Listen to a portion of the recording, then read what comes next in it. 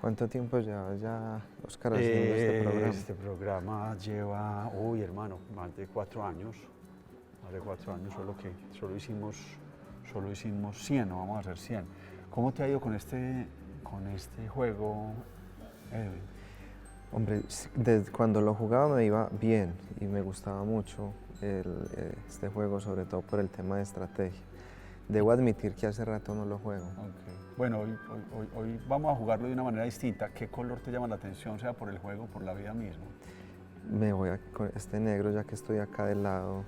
Ok, esas son las que responden. Yo creo que eso es una cosa importante.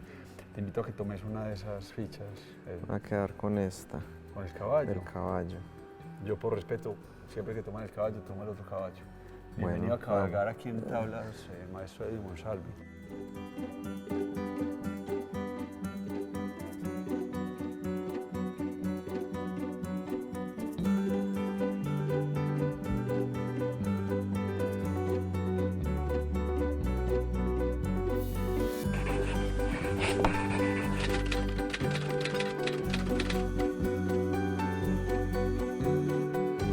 ¿Usted cree que amerite explicar el tema de maestro? Eventualmente, pero podemos empezar por una cosa. Te voy a confesar algo. Cuando los invitados tienen alguna conectividad particular y especial con la naturaleza, por lo general toman el caballo. Te admitía que no he visto todos los capítulos, pero una particularidad que obviamente al ser el director, presentador y gestor de esto, pues tenés esa claridad con respecto a todos tus invitados, pero ¿por alguna particularidad crees que lo hacemos?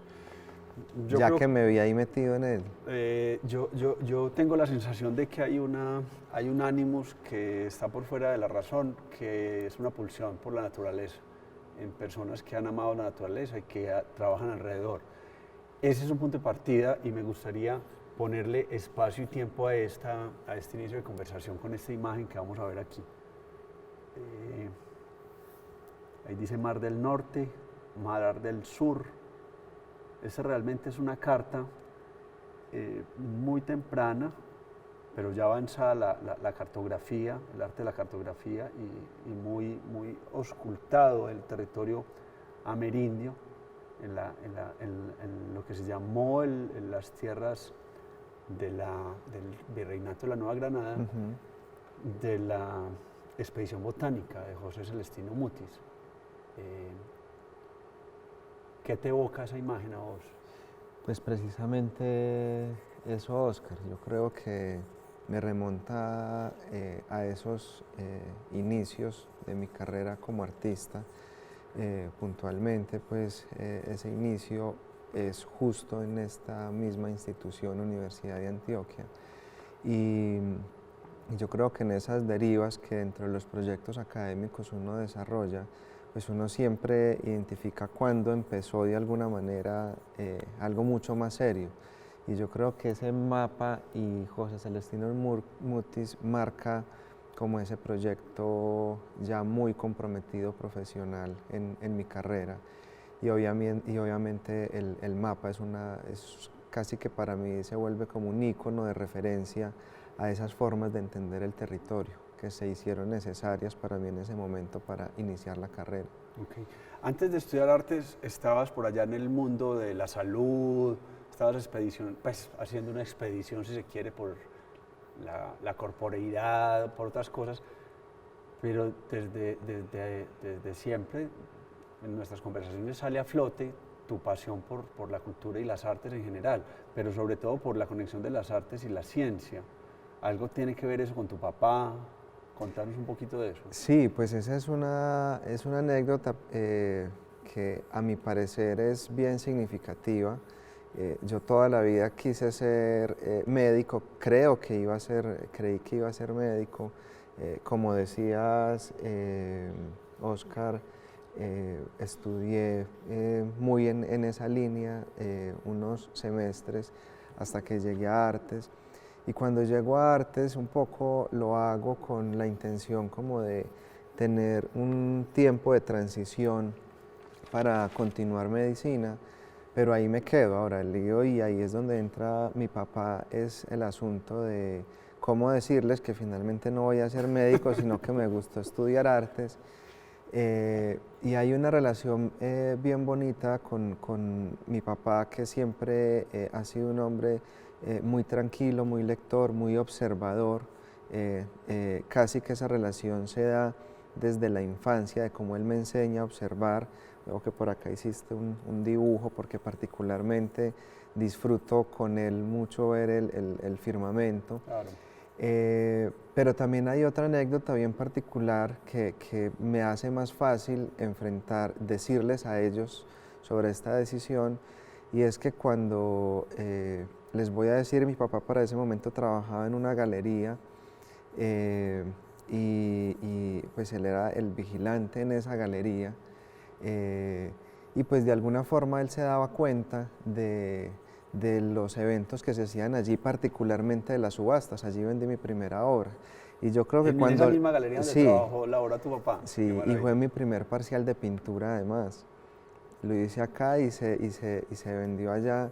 Entonces yo creo que cuando mi papá veía que las subastas y alcen paletas y todo, y eran boteros, y era Obregón, y era Caballeros, yo creo que la ecuación para él fue muy fácil, ¿no? Si él va a vender Esto las funciona. cosas de esto, no le va a ir mal.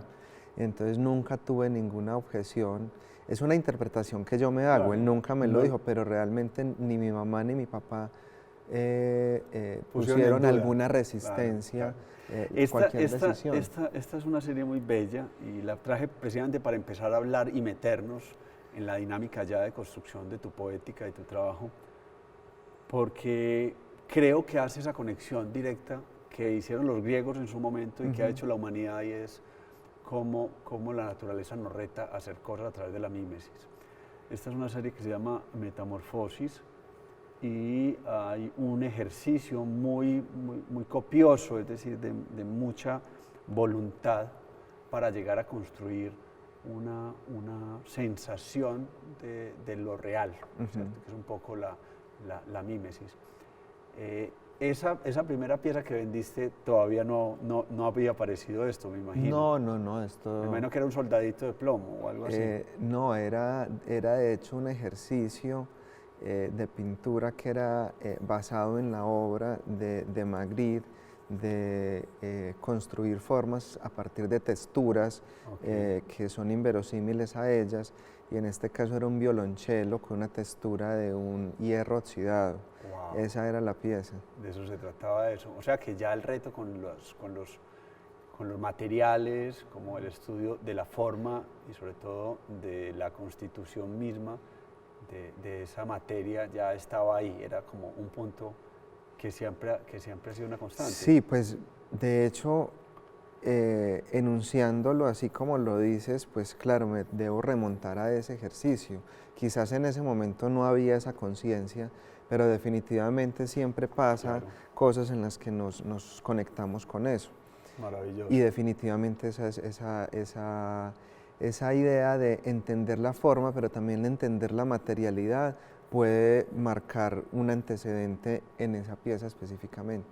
Vamos, Edwin, a unos mensajes y volvemos a conversar. A lo mejor asome o no asome ese respeto mutuo por el maestrando, por la idea de maestro. Vamos a unos mensajes y volvemos.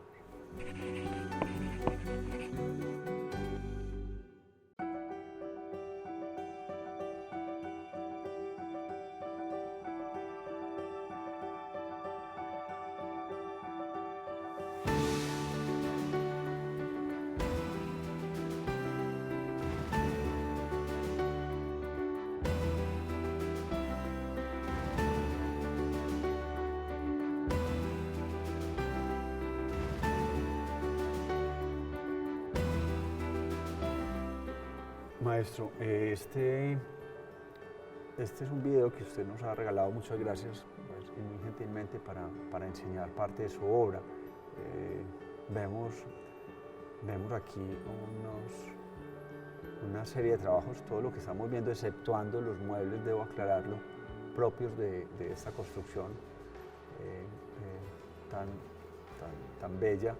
son de su producción. Y esto es una exposición reciente, precisamente queríamos traerla para empezar a comentar sobre un poco tu trabajo en esta línea.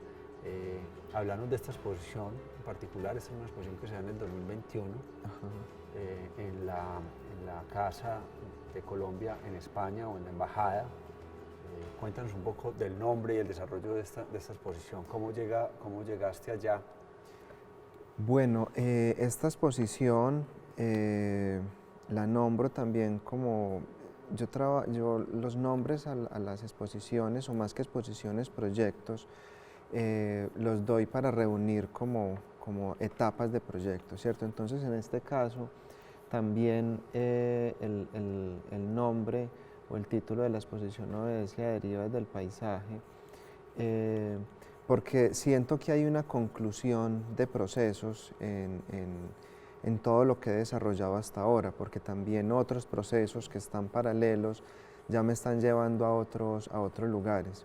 Y en ese mismo sentido es que esta exposición la propuse de esa manera, como una suerte de recopilación de ideas que han tratado sobre todo, que he tratado sobre todo en los últimos años sobre el paisaje, y que reúne piezas de diferentes proyectos, de geodesia, de horizonte vertical, de la imposibilidad del paisaje, y así sucesivamente.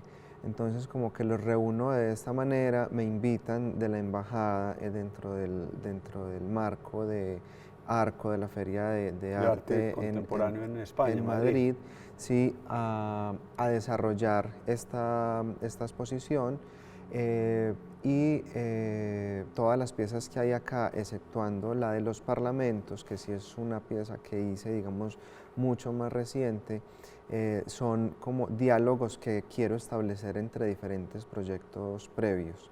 Es básicamente lo que reúne toda la exposición. Bueno, no es un misterio y te estamos viendo aquí en vivo. Sos un artista muy joven, y no es común que un artista tan joven, y sobre todo que no esté operando desde Bogotá directamente, tenga acceso a estos espacios.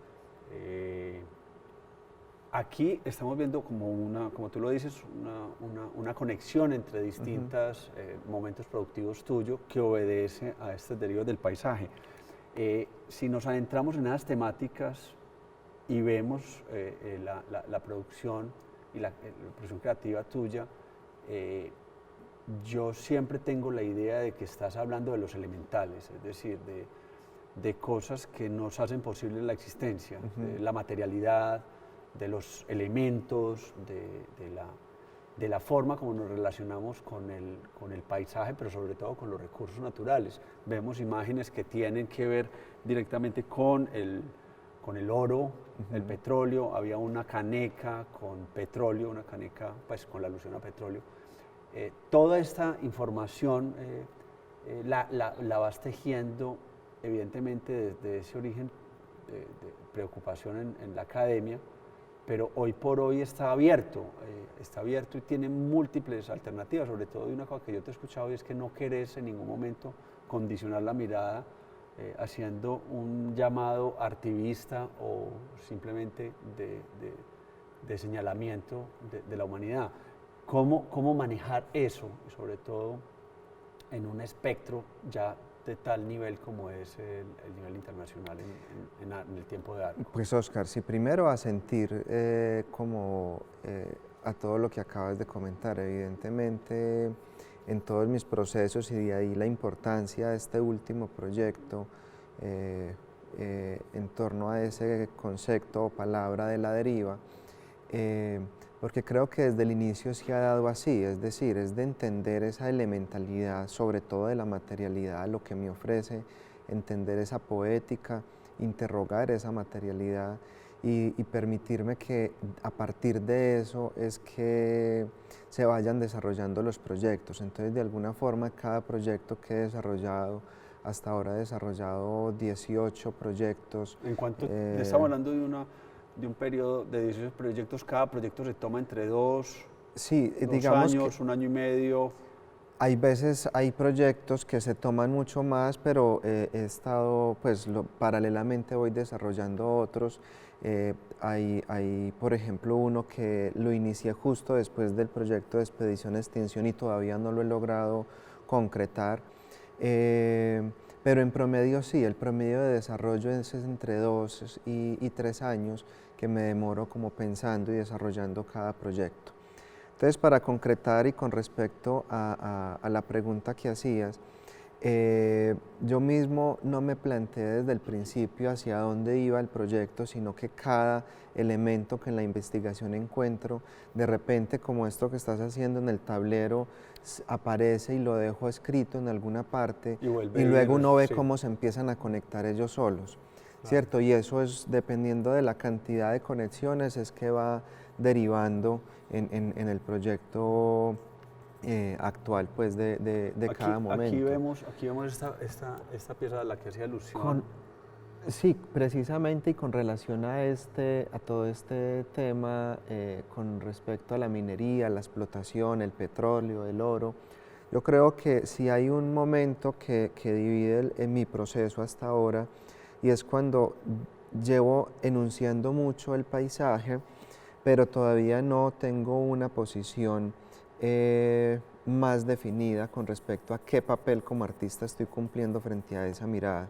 Claro. ¿Cierto? En un momento esa mirada era más representativa y en este momento es una mirada más de presentación de esas mismas materialidades, donde nombro muchas problemáticas, pero que también me interesa siempre exhibirlas como una forma de equilibrio. Para que nos entiendan un poquito, la diferencia entre presentación y representación es que... Ok, entonces, por ejemplo, la representación es cuando yo me valía en los primeros trabajos del óleo, del lápiz, del acrílico, para representar imágenes que aludían a una naturaleza. Exacto, eso era como una representación. Sí. Okay. Cuando yo hablo de presentar es porque ya opto por los mismos materiales que devienen de ese paisaje o de esa imagen para presentarlos. Entonces no es lo mismo que yo con un material, digamos, tinta, represente el petróleo, un derrame de petróleo, a coger petróleo y representar ese mismo derrame sobre el soporte. Claro. Allí me parece que ahí es como una forma de permitir que la naturaleza se represente a sí misma, pero también además me parece interesante en esos encuentros que tengo con el material de permitir ver la belleza de cada material, y creo que todo lo que produce la naturaleza es necesario porque cada elemento tiene una función dentro de dentro del territorio. Vamos a un nuevo corte, Edwin, y regresamos para analizar en esta última parte los últimos proyectos, pero también para hablar de un proyecto en particular que quiero no dejar pasar. Me quedé en la cabeza con eso de presentación, representación, pues, y lo vuelvo a poner sobre la mesa, aunque conozco muy bien la diferencia, es porque quienes nos ven a lo mejor no la conocen. Aquí hay una imagen que es evidentemente la imagen de la representación, y te la quiero mostrar. Esta es la Mutician clemensi. Esta es la planta que se nombra en homenaje a Mutis. Sí, así es. Con todos los vocablos de Carlos Linneo y todo el tema fascinante en ese paso entre el siglo XVIII y siglo XIX. Y la imagen que sigue, o la serie que sigue, entre esta imagen 6 y 6B, ya sí nos encontramos con la presentación. Esto es Expedición Extinción. Yo de verdad admiro y quiero mucho esta serie por muchas razones, pero en especial por esa idea fascinante de llevar la planta a que hable ella y no que hable Edwin a través de la tinta. Sí, pues mira, ¿Cómo llegaste ahí? Mira, Oscar, justo es el ejemplo más claro que puede haber al respecto, porque casi que en igualdad de equilibrio se presentan las dos ideas, la representación y la presentación. Básicamente es que en esta idea de la mímesis, yo lo que hago con esta serie es una serie de copias a escala natural de las láminas botánicas de José Celestino Mutis, pero sutilmente o imperceptiblemente hay un detalle que es el que le da el sentido, y es que están realizadas no con tintas, con acuarelas como se realizaron en su momento durante la expedición, sino que están realizadas con pigmentos naturales, con clorofila, con pigmentos que sustraigo de rosas, de flores, de diferente vegetación, que es la que me permite el colorante. Eso hace... Aquí ya vemos Sí. esta esquela que es pintada a la manera de esa escuela rosarina, es decir, acuarela sobre papel, pero ya no es acuarela, sino que es tinta Exacto. vegetal extraída de una mata. Extraída de plantas, no de ellas mismas, porque ya para este momento todo el proyecto tiene que ver con plantas que están en vía de extinción, y que bueno, como de manera particular debo señalar que llego a esa idea de manera accidental, porque me intereso en las plantas debido a que el proceso anterior, que era con el que iniciábamos el programa de las mariposas, quería pintar unas mariposas que ya se habían extinguido, y la razón era porque las plantas de las cuales se alimentaban se habían extinguido.